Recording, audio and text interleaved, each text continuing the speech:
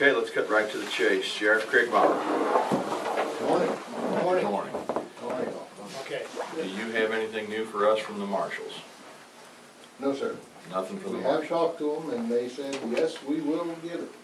They're still not giving us a date. They're now wanting camera systems installed before they'll even come inspect. So Okay, we're in the process. In fact, I should have that first bid in today, the final bid. Right. They came and gave us a preliminary, and we went over it all, and they missed some cameras here and there, so they went back and refigured. They never gave me a price, they just gave me an location, so right, that should be today. okay. We got the 3 bids on the furnaces. Okay. $50,000 is gonna catch it, which is good. Wow, that's everything? That's the whole shooting match. Wow. And 2 of those bids include high efficiency equipment, state-of-the-art kind of stuff. Good. Okay. That'd be, Yes, we might actually see a decrease in our electric bill. Okay, the thing that's on everybody's mind is the budget, and it's time to put this thing to bed.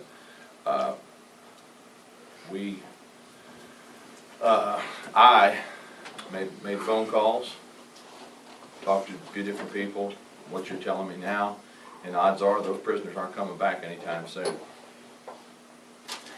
That's a big gamble, a huge gamble, and we came down to where I have 2 decisions. I either have to budget as if those prisoners are not there, which they aren't, or I have to close that jail, other than a tank for the drunks. well, let's hit the first one before you go any further. Closing the jail is not as easy as just closing the jail. By law, I have to have a place for people, and by law, we will then have to transport to another county and have them hold them. I understand that. Okay. When I say close the jail, I understand that I can't just say last person out, turn off the lights, and shut the door. I understand the ramifications behind that. In order to, I have to calculate how much I'm going to risk of my reserve to keep your operation, Keep law enforcement in Linc County. keep law enforcement in Lincoln County. Okay? I have to put up some portion of the reserve to cover that. Realistically, we don't know that those prisoners are coming back. And the way we're operating now, we're operating like the GM plant, running the assembly line, but not building cars right now. And to make a long story short, we have budgeted next to nothing as far as our projection for revenue on those prisoners. Now, if the prisoners do come in, that money's yours. It's yours to spend.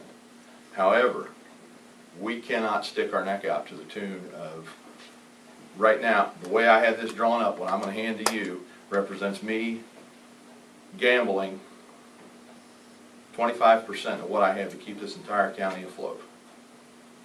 And that's as far as we can take it. And the alternative is to eliminate it altogether, as much as we can. The only change in the revenue is on the front page you'll see that the federal prisoner revenue, $440,000. That's betting that they're going to be here for 4 months.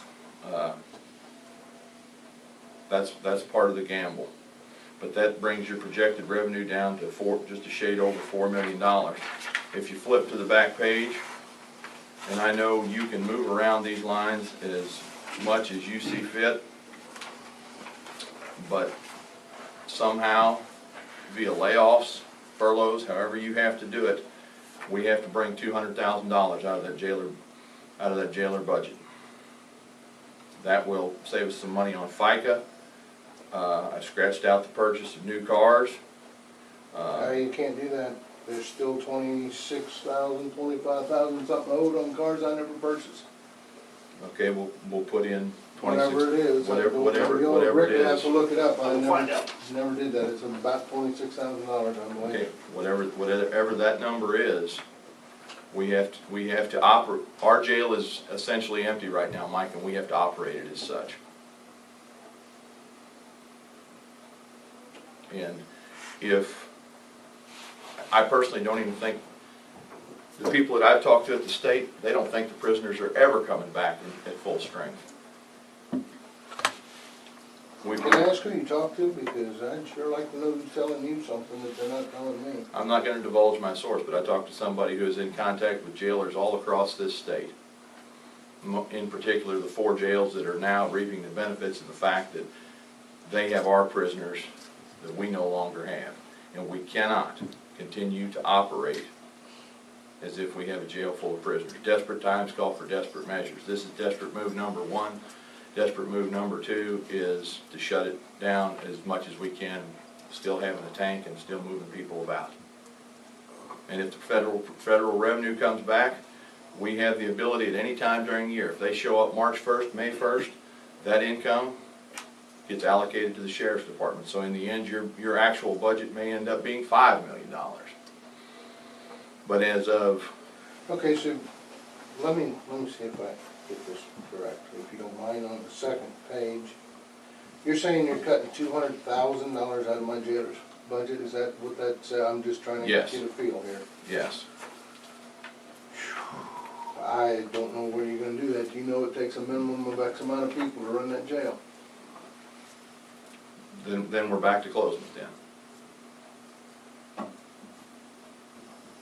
Cooks, you're cutting 12,000. I have 4 cooks. I'm putting the cooks are right back to what you actually spent in 2010, and we ran 1.3, 1.4 million through there. If you cannot provide the meals for what you did to run 1.4 million to run an anticipated 440,000, we have a serious problem there as well. The problem is those cooks have to be there. I don't care whether there's 20 or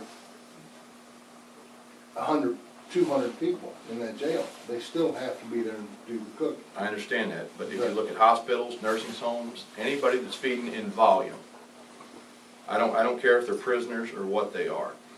If a nursing home has 20 people in the home, they don't have the same number of cooks come in. They may have the same number of cooks at their disposal. We have 1 cook at any given time come in.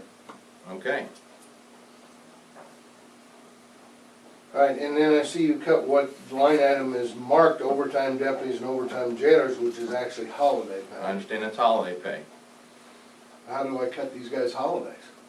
Well, in it's 2007 and 2008, when the budget for the deputies, for instance, was 1.85, we managed to get by with $66,000 worth of overtime, holiday pay. Actual numbers. 2008, we spent almost $2 million on deputy, and holiday pay was $67,000. So And part of that came out of deputies' pay, is what happened. Then they decided to switch it all to holiday pay, or switch all the holiday pay to the 1 line item. And there again in '09, they did the exact same thing. So this year, I said, let's put it all on there. You can count the holidays and you can count the amount they get paid. Okay. And you know what holidays are, you guys set them. Net result is you're going to take whatever we allocate you, and you're going to put it on whatever line you think you need it. What's the minus 202,000 there? That's a total. That's a total of the numbers that I have bracketed out. They total. Above it. You got 212, 411 up at the top. You got Right. 202 halfway down. Those numbers in that box there total 202,000. So you're cutting me an additional $430,411 is what you're saying. That's correct. That $4,036,967 is what you have to operate on until you generate federal prisoner income.